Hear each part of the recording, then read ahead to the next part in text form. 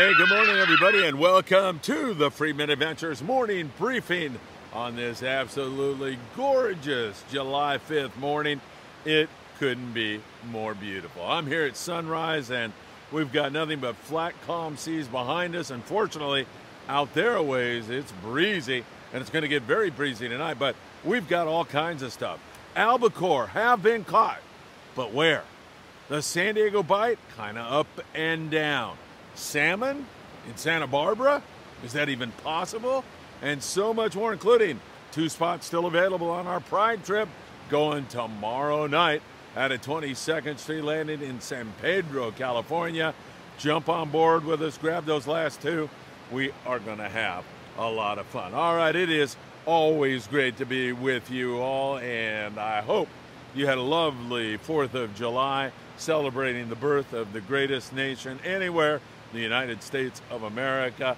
I am so proud to be here with you all because it is such a gorgeous day, and we are so blessed and so lucky to be here in this country. All right, let's get into this. First of all, mention that on our cover today, we've got 3 ladies who are superior anglers. They were recently on the Pacific Voyager with Mark Ornos, and of course, Mimi is a dear friend of mine, Janine and Jolene, out there putting the wood.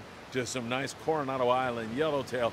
We'll get into that and so much more. But let me start you out with the Albacore, because where were they taken? Way up there in Oregon, Coos Bay. Sharky Sport Fishing was out yesterday. They had a nice day. They traveled for about 35, 40 miles in some awfully cold water. And then when they popped out into that 60-degree water, man, it was holding Albion. That is so like those longfin tuna. They like to get on those edges, so you find that water that they're uncomfortable in, whether it's too warm or it's too cold, and then when you pop into the water they like, and in this case it was about 60 degrees, they were there and they were biting really well. 39 albacore, nice fish, like 15 to 18 pounders for the most part. Those guys up there, they troll for albacore, so they don't fish bait, and a lot of them fish hand lines, what we will call boat lines. And if you've never pulled an albacore on a boat line, it's pretty cool. There's a primal feel to it, and when you're pulling them in, it's really a lot of fun, and then you pop them on deck. Nice hit, as you can see, really nice fishing. If you'd like to get up there and go, hey, Sharky's is 541-260-9110. Tell them Friedman Adventures sent you, and you know what they'll say? Who the hell is Friedman Adventures? But just tell them anyway, so they maybe will tune in the future. So I know what a lot of you are thinking. Okay, albacore up in Oregon, we're done, no albacore. So listen, let me paint this for you because it's historically accurate. This is not an either-or situation. We've had great years where the albacore bite full speed up in that neck of the woods, and they're biting in this neck of the woods. We've had years when they're biting here and not there. We've had years when they're biting there and not here. So it really doesn't say anything other than the fact that there's albacore on the West Coast, and that is a great sign and signal. All right, let's talk offshore and take you down to Ensenada, talk about San Diego. That bluefin is definitely off the bite right now. Is it weather related? Perhaps, because a lot of that fish, that bluefin, is out on the bank, mostly 20 to 60 pounds.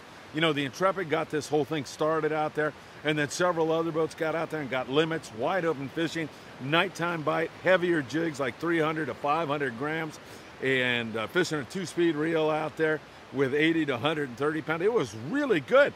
And that bluefin, following that same migration that it did last year, namely starting down there off the Baja Coast and then working its way up off San Clemente and then out there to Tanner and Cortez region, where it likes to settle down and hang out for quite some time if those conditions are good.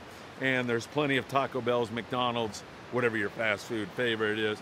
In other words, there's plenty of feed, and that does appear to be the case. It is going to get very nasty out in that neck of the woods tonight, but by the weekend, Friday, Saturday, Sunday, it's going to look pretty darn good out there. So our fingers are crossed that it's going to get going again. There's been a few catches of bluefin down in San Diego, but overall it has been very, very difficult. Same thing down there in Ensenada. The guys down there, Pongueros, good friends of mine, are out trolling around trying to catch fish on those Mad Max. Hopefully it will settle and bite. And it might be this weather. We've had summers where the fan just doesn't get shut off, and it's kind of acting like one of those summers right now, but hopefully it's going to calm down.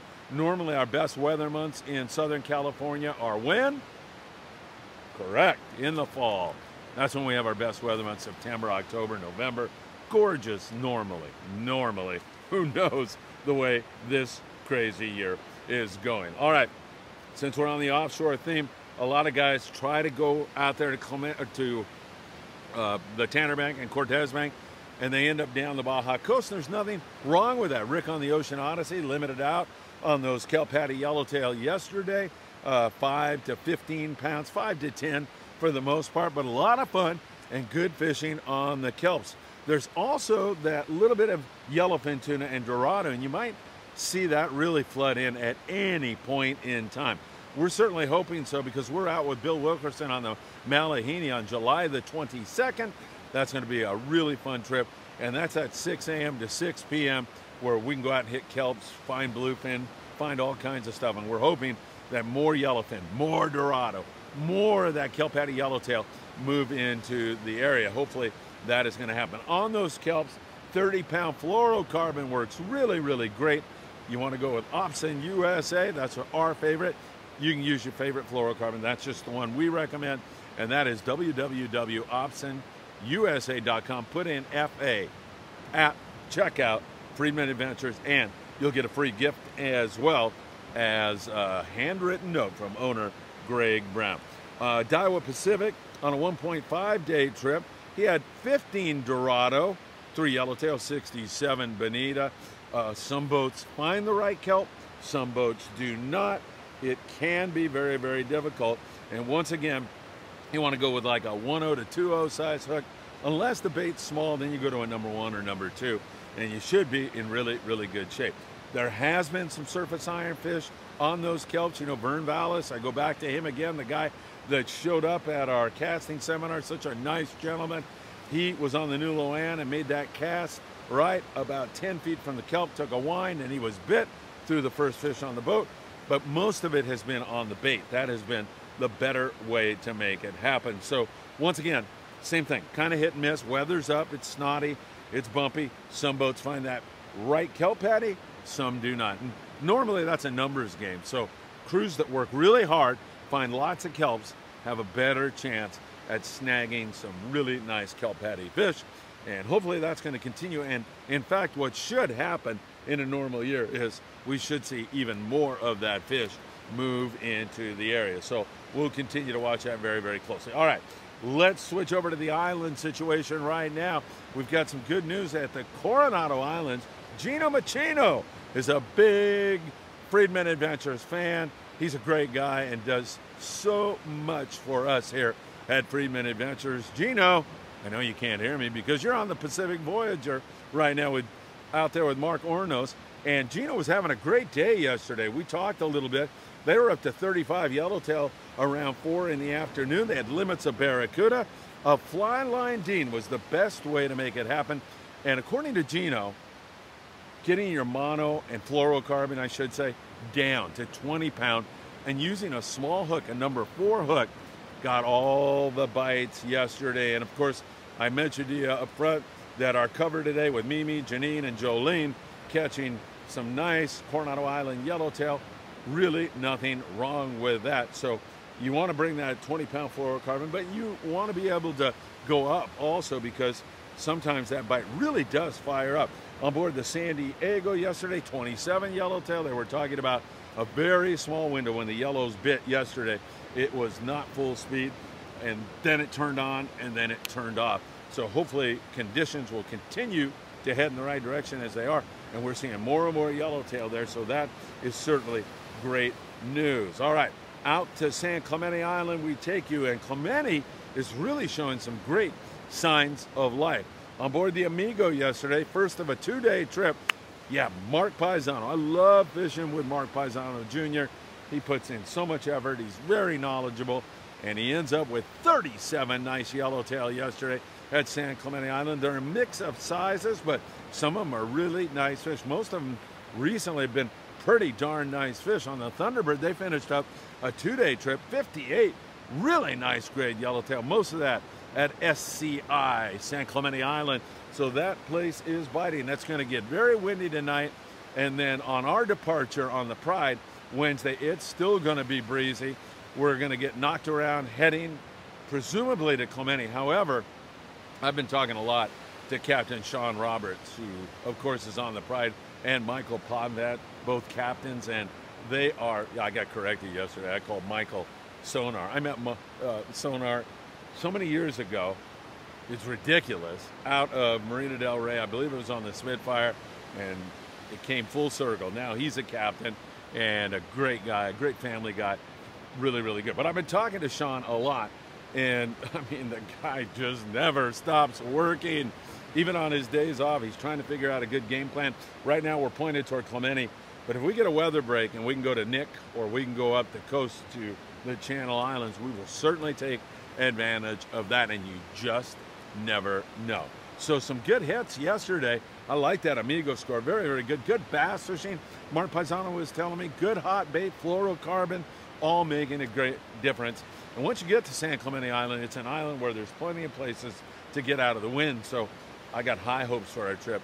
Leaving Wednesday night, fishing on Thursday, and it should be a lot of fun. Once again, nice hit there on board the Amigo. Catalina Island, nice big sea bass on the native sun yesterday. And, well, I know, you know, look at that thing. It's beautiful. But they caught a flying fish on a hook, a flyer, bit of hook. I know you're thinking to yourself, what's the big deal? Well, I've never heard of that before. I don't think I've ever seen that. And I've been on this earth so many years that it's a miracle I'm still here talking to you. But that's pretty cool. All right. They saw a lot of fish.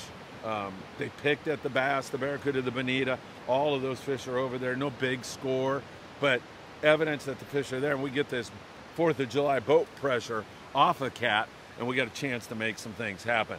Up there at Nick, Santa Barbara, Channel Islands, we're dealing with too much wind right now. It's going to get very blistery.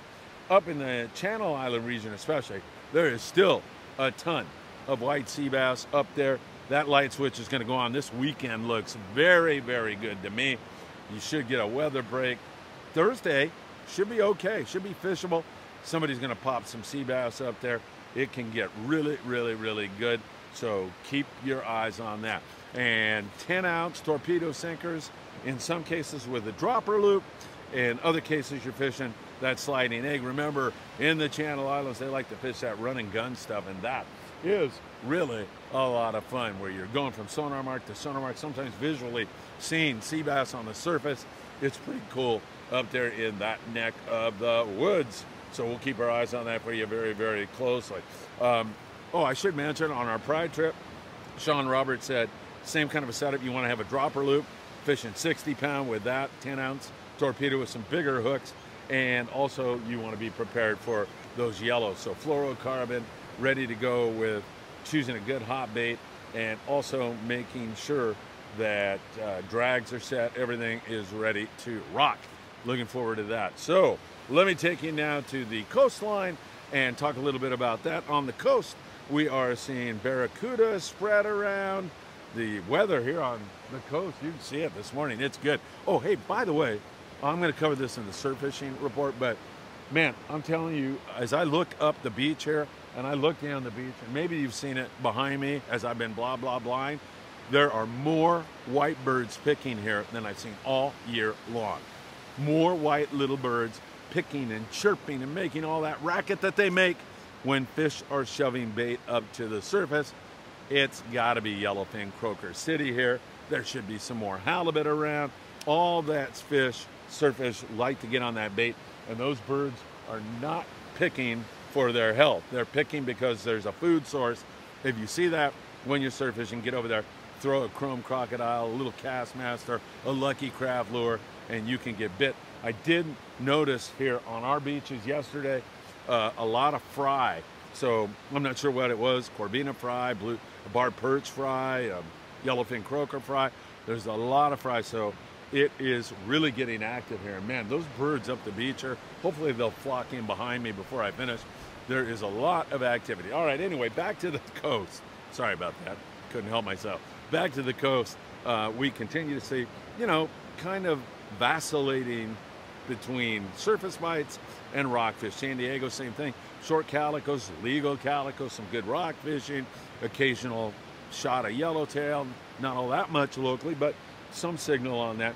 And then we move you up to Dana, same thing. Here in the LA Orange County area, a lot of boats fishing the sculpin, getting a little piece of the bass and more barracuda. These conditions today suggest to me that somebody's going to pop off some really good local fishing here one of these days. That water temp is coming back up. It suffered during some recent wind, and we are going to get some more wind tonight, but then things are going to settle down beautifully for the weekend. So your weekend plans look pretty darn good to me. Up the coast, up there around the Channel Islands, Ventura sport fishing, island spirit fishing, the beach at times. Sometimes pretty good with sand and calico bass, other times it shuts off. There's also some barracuda up in Santa Barbara. We have seen some barracuda also at times really, really excellent. So hopefully it's gonna get rocking. We just finished a grunion run, so the next one will be in a couple of weeks. We'll continue to watch that for you. Of course, grunion runs now are, you can take them by hand only. Gotta have a fishing license unless you're 16 years and younger. And remember, you can only have 30 of those little devils in your possession. And if you're asking, why would I want a grunion in my possession? Because as my friend Dave Hansen says, everything eats them. I still have a bunch of frozen up here, and inevitably, if I toss out a grunion, I'll catch something. A ray, a shovel nose, a halibut, yellowfin croaker, spotfin croaker. They all love to bite on that, so that is certainly good news. All right, Ken Thompson. Ken, put your coffee down and listen to me. Ken's up there in Santa Barbara. He's a loyal viewer of our morning briefing every single day. And Ken said, Phil, you know what? The water is so cold up here right now in some areas. I guarantee, well, he didn't say guarantee, but let's say he said it. I guarantee you there's salmon out here. And you know what? I don't think Ken's off the mark by any stretch of the imagination. Ken's going to go out there and give it a shot here in the next week or so, or a few days, and report back to us all. Can't wait to see him holding up some of those salmon. And, you know, that just is more evidence about our albacore talk and everything else. The water is cooler this year. Now with all this wind, it's even more cool. And it just suggests that we have a shot for albacore here in Southern California. Remember, it's not an either or thing because they caught them up there in Coos Bay, Oregon. It could be both. And if you look outside the dumping ground, Tommy Holland, who's scouring charts and water temperatures and talking to commercial guys, he said if somebody went out there, this is Tommy Holland, they would catch albacore right now. But, you know, with fuel being so expensive, with alternatives down the beach, with this weather up, no one's going out there right now. So hopefully that fish will get in closer. It's not going to come into that warm water where that yellowfin and all that is. You might get a couple here and there. You might have a day where you catch them and then they're going to go, whoa, this is way too hot. I'm out of here. But hopefully we will see it start to happen here really, really soon. Ken, good luck to you, my friend. Thanks for tuning in. We really, really appreciate it. All right, everybody. So we'll continue to watch this for you very, very closely. There's a lot of great stuff happening, but we do have to deal with this wind. Tonight's going to get very windy, and then it's going to blow up again on our departure a little bit, not as bad. When we leave on the Pride, we'll have to deal with that on the way out. But once we get out there, weather's going to moderate. It's going to be okay, and I got full confidence in the guys who run the Pride out of 22nd Street Landing. Once again, no promises. We're not in the game of saying, you come out with us and I guarantee you white sea bass, yellow. We're not doing that. All I can guarantee you is the guys on the Pride will work their tails off. In fact, they've already been doing that even before we depart. All right, hey, I'm going to leave you with Tino Valentine because Tino was on our live show the other day and he happens to love Opsin fluorocarbon. I'll leave you with Tino, and I'll be back with lots more. Anything happens today, I'll let you know. Once again, thank you so much. Hope you had a great 4th of July. And thanks for being such a loyal member of the Friedman Adventures family.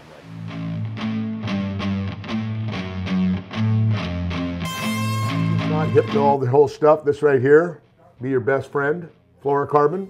By the way, Austin fluorocarbon. Oh, thank you.